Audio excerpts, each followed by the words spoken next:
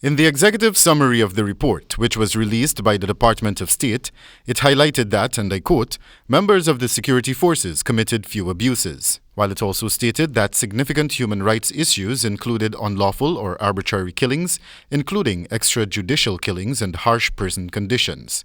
The United States said that in 2020 there were reports of democide, using as its example the killing of Cecil Sampat in July 2020.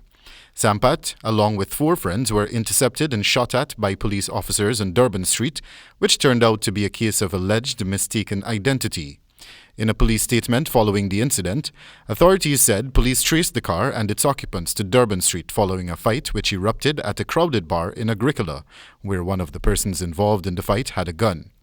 While the officers tracing the car encountered mechanical problems along the way, it is reported that officers in Georgetown were alerted who intercepted the car and opened fire at its occupants in Durban Street.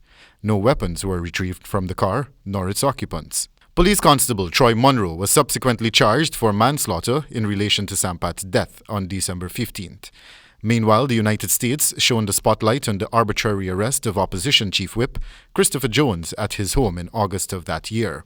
And I quote, "In August, police arrested Christopher Jones, a senior member of the opposition, and searched his home, although Jones had a court-issued injunction preventing the search," end quote, the report stated.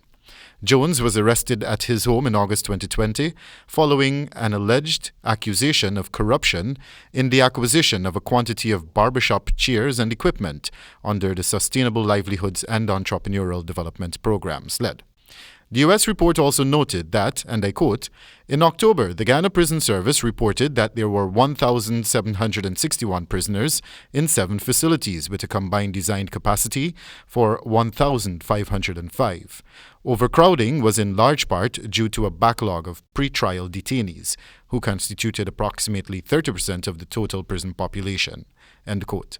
Meanwhile, Opposition Member of Parliament Geeta Chandan Edmund, who shadows Home Affairs business in the National Assembly, said she took note of the report and concluded that Guyana is returning to the dark days when lawlessness abounded, while expressing happiness that the United States continue to monitor, and I quote, "the abuses of the incumbent administration," end quote. Further, we are happy that the United States continue to monitor the abuses of this regime. Wendell Badrie, HGP Nightly News.